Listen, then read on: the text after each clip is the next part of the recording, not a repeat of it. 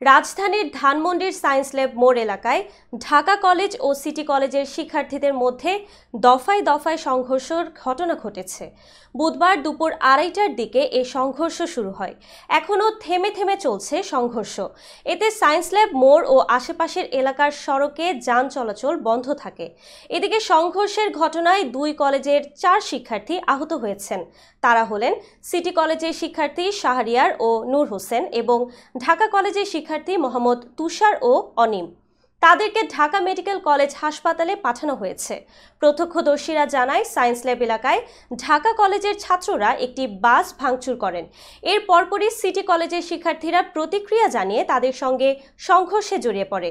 এদিকে খবর পেয়ে সেনাবাহিনী ও পুলিশ সদস্যরা ঘটনাস্থলে গিয়ে পরিস্থিতি নিয়ন্ত্রণের চেষ্টা করেছেন। তবে বিকেল পর্যন্ত থেমে থেমে সংঘর্ষ চলছিল।